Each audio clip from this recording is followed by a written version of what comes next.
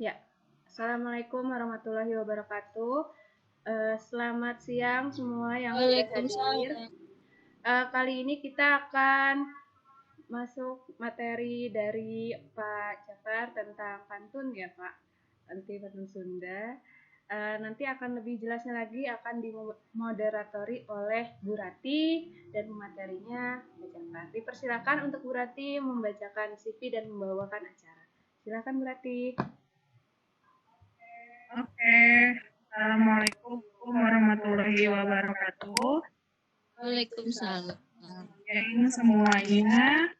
Sekarang kita akan memasuki sesi ke berapa ya ini? Sesinya Pak Jafar ya. Sesi keempat dengan temanya sindiran. Betul kan? Betul. Terus kita akan membacakan dulu. Saya akan membacakan. Ini dari Pak Jafar. Nama Jafar Sodik, sarjana hukum. Beliau adalah guru bahasa Sunda di SMA Negeri 4 Bogor. Beliau merupakan lulusan sarjana sastra Sunda Universitas Pajajaran tahun 2018. Dan tentunya Pak Jafar ini masih muda, masih single, dan masih ada sih ya orangnya, yang jelas mah. Untuk partisipannya lumayan banyak ya. Kayaknya fansnya masih banyak ini, makin membludak dan fans-fans yang lain. Soalnya siang Bu ini. Terus ada Pak Ari Anwar, Pak Ari di mana dirimu? Ada Bu Nur Mahyun, terima kasih sudah bergabung. Saya menyapa dulu, ada anak-anak dari SMA Negeri 4 Bogor. Semuanya mudah-mudahan semoga sehat ya. Kalaupun ada pertanyaan tidak bisa konferensi call, bisa ditulis di chat ya, secara keseluruhan chat everyone. Di situ ada, di situ kan diklik, bisa mengajukan pertanyaan di situ, dan jangan lupa nanti isi presensi. Oke, kita mulai ya untuk sesinya Pak Jafar. Waktu dan tempat dipersilahkan Bapak Jafar. Baik, terima kasih Bu Ratih dan Bu Niar sebagai host dan moderator yang telah membantu saya menyelesaikan tugas kali ini. Baik, Bapak Ibu dan teman-teman, punten. Di sini saya menggunakan laptopnya Bu Niar, jadi jangan heran kalau nama saya nggak ada. Di sini saya akan membawakan materi mengenai, dalam judul playernya adalah karakter pantun dalam bahasa Sunda. Nah, pantun dalam bahasa Sunda sendiri namanya adalah sesindiran. Jadi sesindiran itu berasal dari kata sindir. Oke, kita lihat dulu selanjutnya.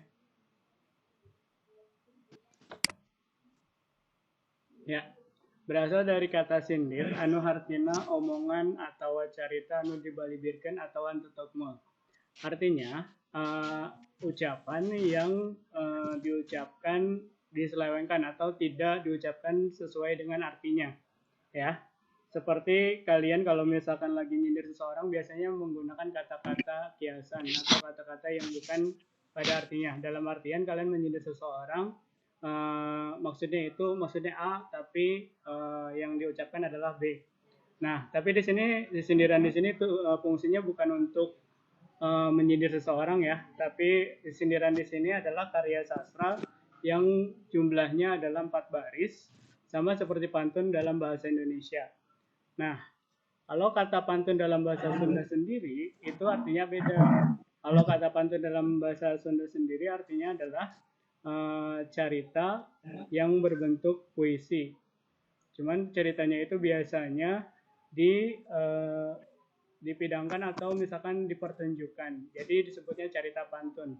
Nah, kalau pantun sendiri yang karya sastra yang berbentuk 4 baris itu disebutnya sesindiran. Nah, sampai sini paham ya? Nah, kita masuk ke karakter pantun dalam bahasa Sunda.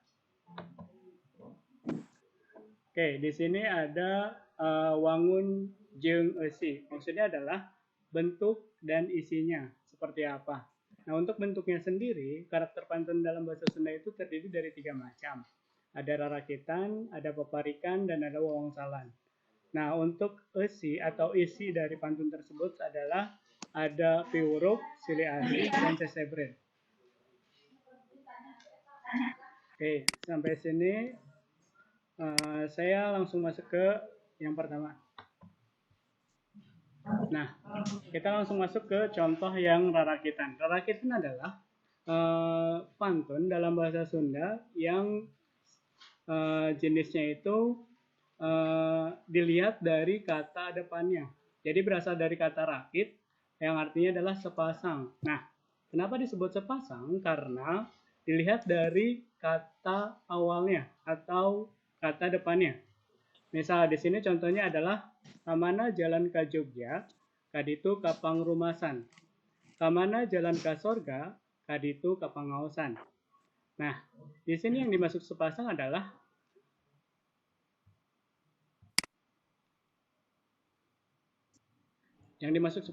kata depannya baris pertama dengan baris ketiga itu sama. Jadi kamana dengan kamana. Oke, sampai sini paham ya?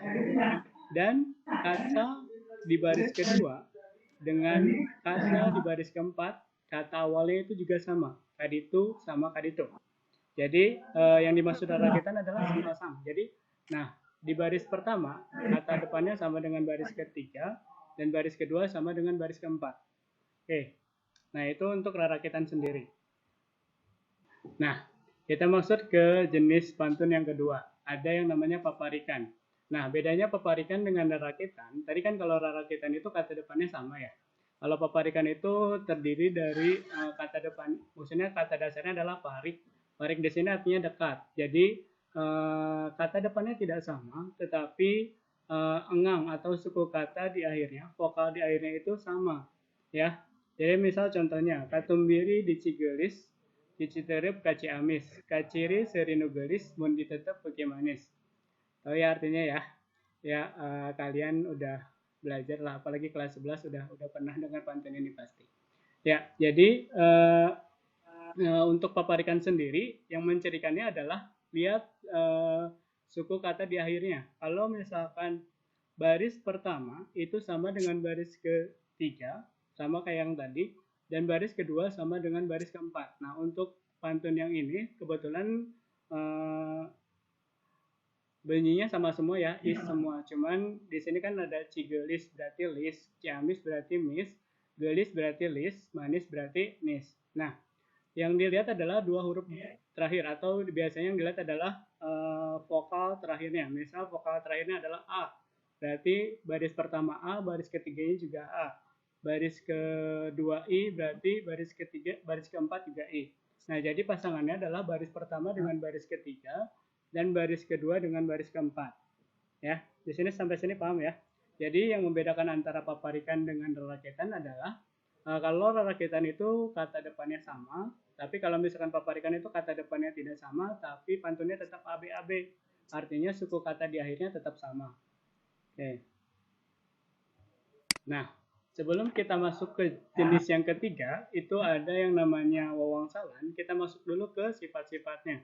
Nah, untuk sifat yang pertama ada 3 kan tadi. Ada piwurup, ada silih asih, dan sesebret.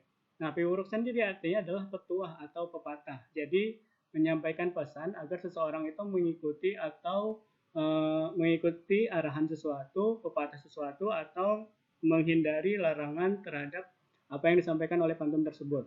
Misal di sini ada pantunnya adalah bunyinya aya manuk dina pager, nasukuna aya bola, lamun orang hayang pinter kudu getoa ka sakola. Ya artinya di sini kan pantun itu terdiri dari sisipan, 2 baris sisipan dan 2 baris isi ya. Kalian udah paham tentunya, sama dengan pantun dalam bahasa Indonesia. Nah, di sini artinya pepatah agar kita tetap bisa rajin ke sekolah. Nah, untuk saat ini kan lagi pandemi ya. Mudah-mudahan kalian tetap belajar di rumah dan tidak meninggalkan tugas-tugas yang diberikan oleh Bapak Ibu guru kalian. Nah, itu untuk piwurup sendiri. Yang kedua ada yang namanya silih asih. Silih asih di sini adalah artinya kasih sayang atau misalkan cek bahasa Inan, kalau kata orang anak-anak zaman sekarang mah tentang cinta atau bucin lah istilahnya. Misal di sini artinya pantunnya contohnya sepanjang jalan soreang moal oleh di aspalan. Sapanjang tacan kasorang moal oleh di apelan. Ya artinya sepanjang jalan soreang tidak akan berhenti di aspalin maksudnya. Sepanjang si orang itu belum dapat moal oleh di apelan. Jadi nggak akan berhenti di apelan terus ditembak untuk gitu misalkan gitu. Ya. Oke. Santai aja ya. Yang terakhir sesebret. Sesebret itu artinya adalah kalau kata dalam bahasa Indonesia adalah lelucon atau guyonan ya. Jadi pantun jenaka istilahnya. Biasa di sini contohnya adalah itu gunung ya gunung, diadukan nggak beledug. Itu punung ya punung, merebutkan mojang budug. Ya.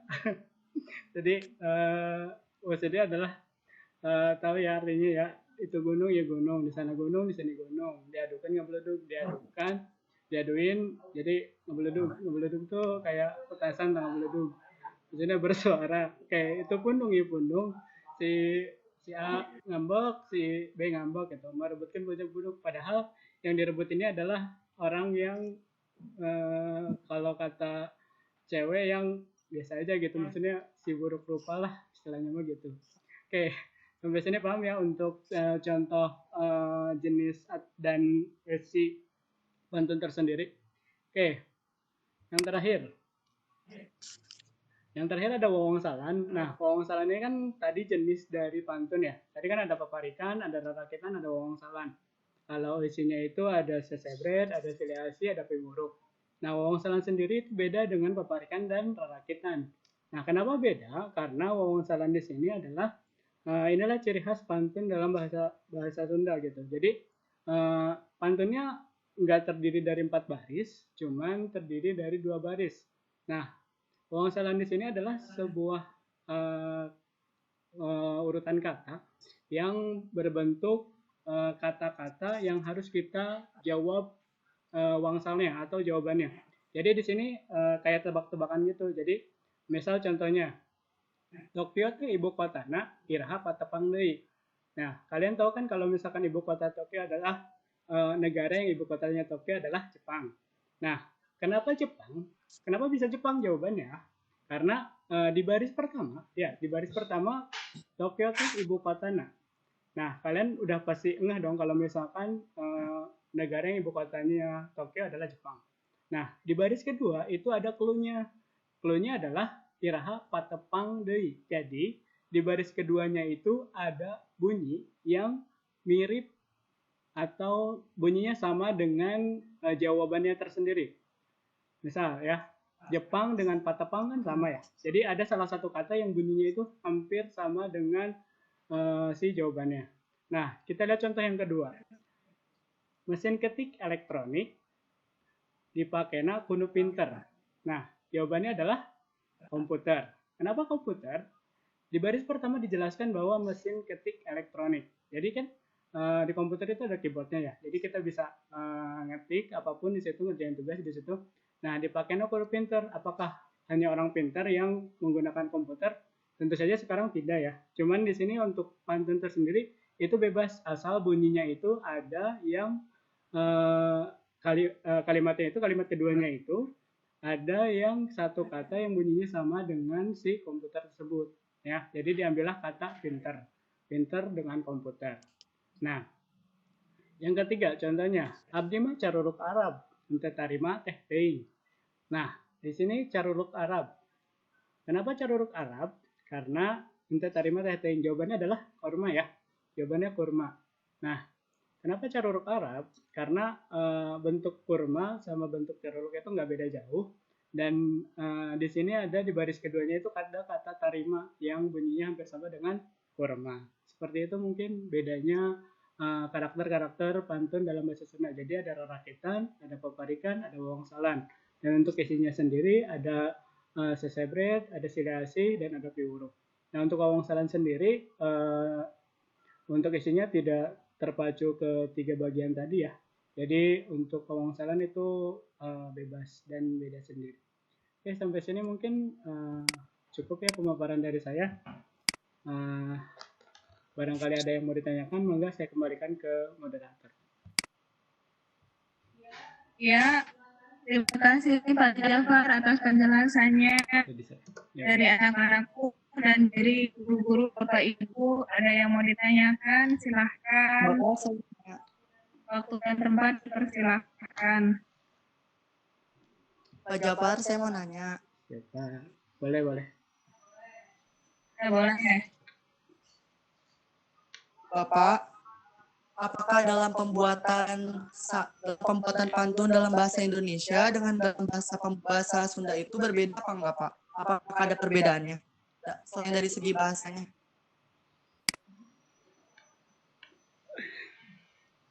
Baik. Siapa tadi yang nanya? Dayat ya? Suaranya kayak Dayat. Ya, jadi untuk proses pembuatannya sendiri sama aja. Jadi dalam pantun itu kan terdiri dari 2 baris sisipan dan 2 baris isi. Jadi untuk paparikan dan rakitan itu bentuknya sama, cara menulisnya pun sama. Yang penting kalian tahu bahasanya seperti apa, perbedaannya seperti apa. Nah, kalau misalkan kalian mau mentranslate dari bahasa Indonesia ke bahasa Sunda misal. Nah, itu kan bahasanya ada yang bunyinya beda ya. Jadi nanti harus disesuaikan lagi. Misalkan dari bahasa Indonesia bunyinya AI. Nah, apakah dalam bahasa Sunda itu jadi AI juga? Pasti karena artinya beda, jadi bisa jadi bunyinya bukan AI gitu ya. Seperti itu mungkin Dayat. Mudah-mudahan bisa dapat dipahami ya. Baik, terima kasih Pak. Ya, sami-sami. Ya, terima kasih. Ada pertanyaan kembali? Assalamualaikum, Pak. Waalaikumsalam. Waalaikumsalam. Ini saya mau nanya, kan tadi pantun dalam bahasa berbeda sama bahasa Indonesia itu dan besarnya di bahasa ya.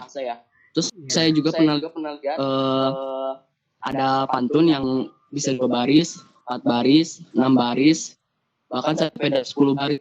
Itu boleh, Pak. Terima kasih, Pak. Oke, Ilham, terima kasih atas pertanyaannya.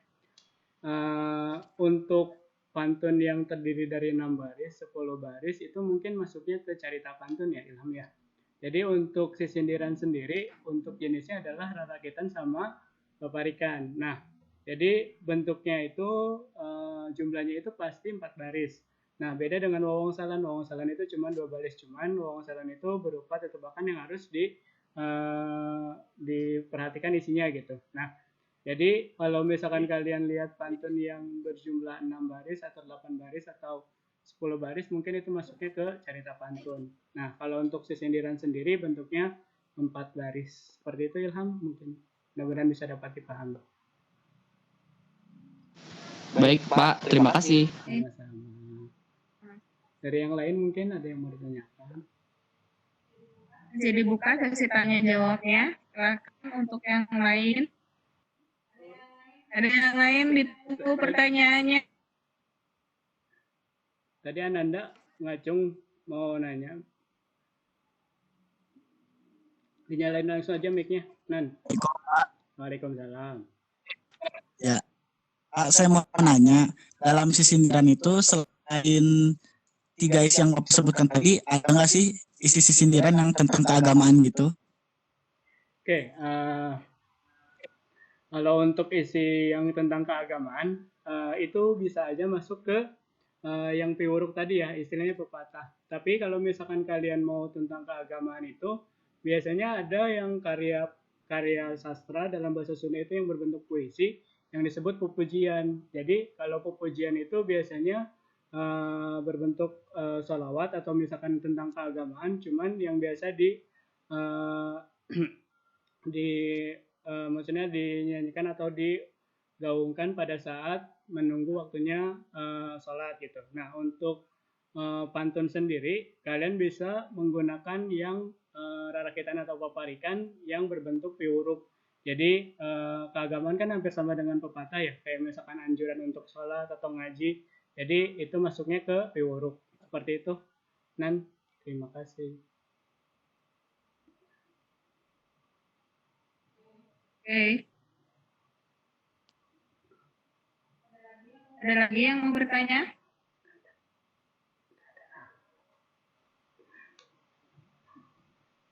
Cukup Mungkin boleh kesimpulan Pak Jafar. Oke, sekarang kita masuk ke sesi kesimpulan ya, Bu dan Bapak Ibu dan yang lainnya. Jadi untuk pantun sendiri dalam bahasa Sunda itu disebutnya sisindiran. Nah, sisindiran itu terdiri dari 3 jenis dan maksudnya sifatnya juga 3. Nah, jenisnya sendiri ada rarakitan, paparikan, dan wawangsalan. Nah, sifatnya sendiri adalah piwuruh, siliasi, dan sesebret. Nah, rarakitan sendiri itu contohnya kata depan di baris pertama sama dengan kata depan di baris ketiga. Untuk baris kedua sama dengan baris keempat. Nah, paparikan sendiri bedanya adalah dilihat dari kata depannya. Kalau misalkan kata depannya sama itu masuknya ke rarakitan, kalau misalkan beda itu biasanya ke paparikan. Nah, tapi baik rarakitan maupun paparikan itu biasanya di akhirnya itu vokal terakhirnya itu sama, ya misalnya AB seperti itu. Nah, untuk wawangsalan sendiri terdiri dari 2 baris. Yang baris pertamanya menjelaskan kata tersebut, baris keduanya ada satu kata yang bunyinya hampir sama dengan jawabannya. Nah, untuk sifatnya sendiri ada piwuruh, siliasi, dan sesebret. Piwuruh itu tentang nasihat, siliasi itu tentang cinta, dan sesebret itu tentang lelucon atau jenaka. Mungkin seperti itu kesimpulan dari saya. Mudah-mudahan ilmunya bermanfaat, bisa diterapkan ketika kalian menuliskan pantun. Barangkali ada yang mau mengungkapkan perasaannya dengan sebuah pantun seperti itu. Terima kasih kepada Pak. Semoga Terima kasih Pak Jafar atas waktu dan ilmunya. Belum absen, silakan absen dulu. Untuk anak-anakku yang belum absen, silakan Di absen dulu. from chat ya. Ada tanda menggabung di situ.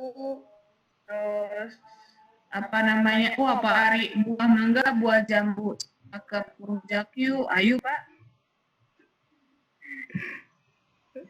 Ya, saya tunggu ya absensinya. Dimulai dari sekarang. Terima kasih atas partisipannya. Assalamualaikum warahmatullahi wabarakatuh. Saya kembalikan lagi ke Bu Niar.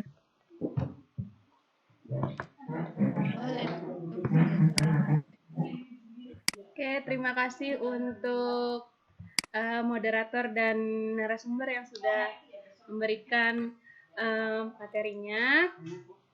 Silakan diisi absensinya, yang belum selesai absensi masih bisa, jadi ditunggu. Yang baru datang saya share lagi deh. Tadi seperti ada yang keluar absensinya. Kalau sudah boleh leave dari ini roomnya, boleh keluar. Terima kasih yang sudah hadir.